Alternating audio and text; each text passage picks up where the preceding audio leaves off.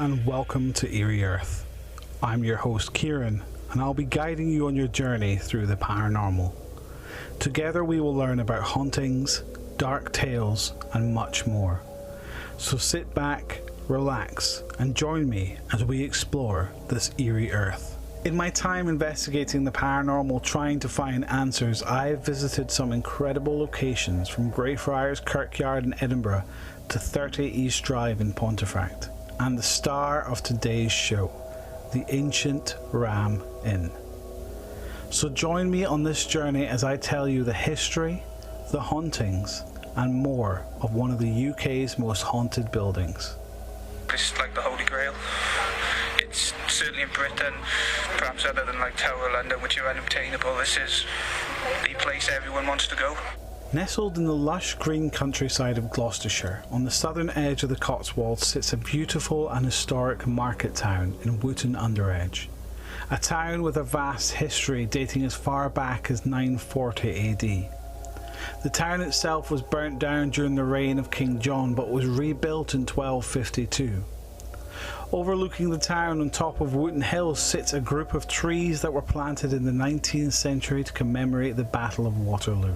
However, this gorgeous town harbours a darkness, a nest of fear, a beacon of paranormal energy. As you leave the centre of the quiet town, over the brow of a hill, you are met with a decrepit stone building.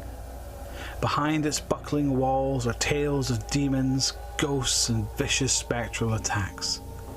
Yellowing newspapers adorn the dusty, cracked, spiderweb-ridden window, telling passersby the story of the horrendous happenings from within its crumbling walls. Built in 1145, the ancient Ram Inn served to house masons and slaves who aided in the building of St. Mary's Church, which is a simple stone's throw away from the time-worn building. Rumour had it that there was a tunnel that ran from the Ram all the way to a church, which allowed the masons and the slaves and even the clerics to sneak off to the pub for a cheeky drink. However, there's no evidence to prove that this tunnel actually existed. It's said that the site of the Ram sits on a 5,000-year-old pagan burial ground.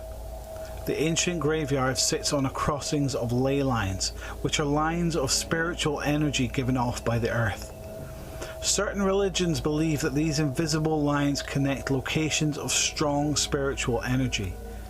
They would build locations of spiritual significance along these lines in an attempt to be closer to the earth. For example, Stonehenge. It's thought that the Ram Inn sits on the ley line that runs from Stonehenge all the way to Bath Abbey, and it's believed that this is the reason for so much paranormal activity at the ancient pub.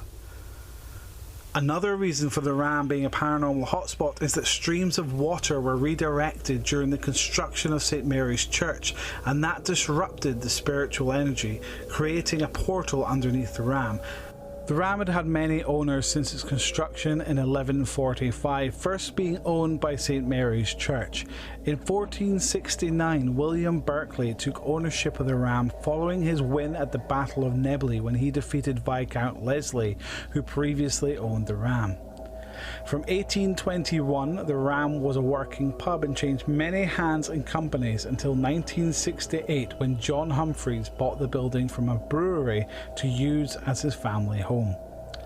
John lovingly repaired and renovated the Grade 2 listed building, inviting paranormal groups into his home to conduct investigations on a weekly basis, until his death in 2017, where the Ram was passed on to his daughter, who now manages the ancient site as a paranormal location. The crumbling building plays host to several supposed hauntings, from poltergeist activity, shadow figures, and even its very own incubus demon. An incubus demon takes the form of a woman in a man's dream and then changes its sex to impregnate a woman.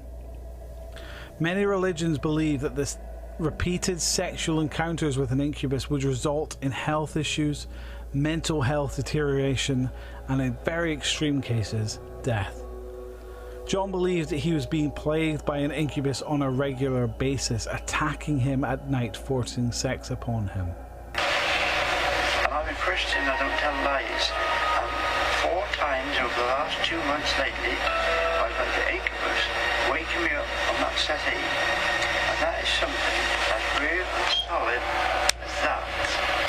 He claimed that he was so scared to go into any other part of the building because of all the paranormal activity that he slept and lived in one room. I am scared, I don't mind admitting it. Night times when I'm alone in the building and I hear heavy footsteps going up, down, here. That's not very funny. No. Ghost hunters are hearing it now in the front part, which is 500 years old. And also upstairs they're hearing it on the floor above, up in the attic. Yeah. Now no one's been able to tell me yet what it is. Several years after moving into the property, John invited a paranormal team from Exeter to come and investigate the ram. While they were there, the team asked if they could excavate underneath the stairs to try and find a supposed basement. John agreed, but no hidden room was ever found. He claimed that after the investigators left, he was terrorized by the sound of a woman and a baby crying. Supposedly, archaeologists came to investigate the same spot and found bones of a child and a sacrificial dagger, leading John to believe this was the site of an ancient sacrifice. However, there's no concrete evidence to support this.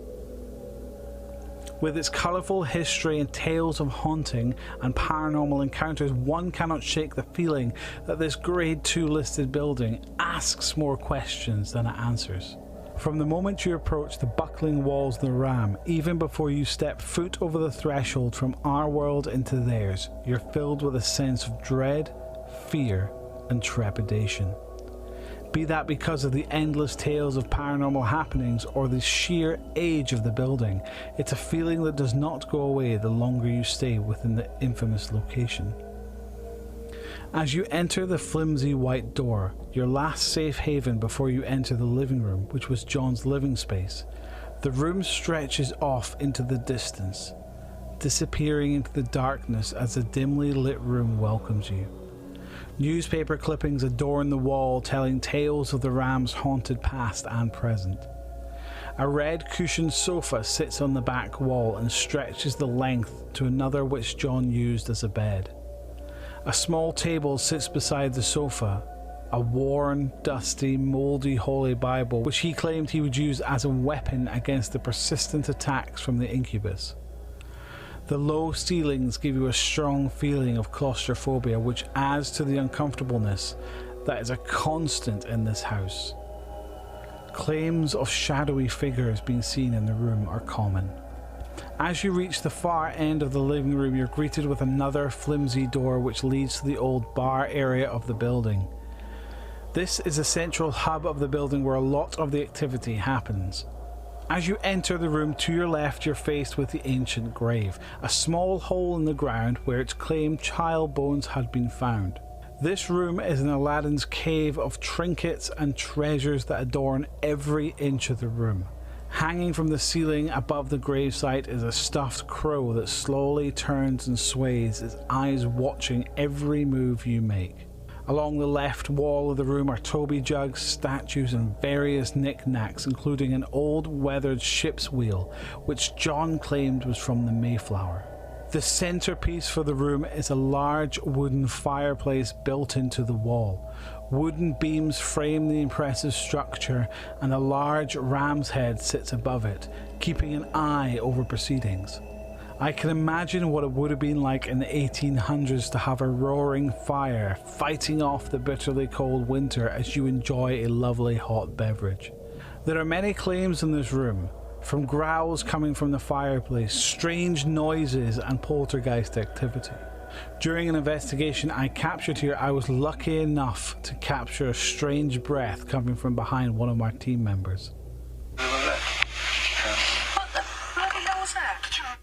The current owner contacted me when I mentioned I was doing some research on the ram and told me about an experience that her partner had had in the room. I've managed to get hold of footage from the owner's CCTV which shows her partner sorting through something while sitting next to the ancient grave. His keys are sitting on a table next to him.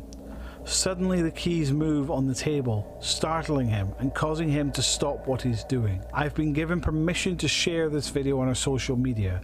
I will give you the details on where you can find the video at the end. If you ever get the opportunity to come and visit the Ram Inn, I would highly recommend it. Not only is it a national treasure, as a paranormal enthusiast, it's truly one location that any budding or professional investigator needs to knock off their bucket list.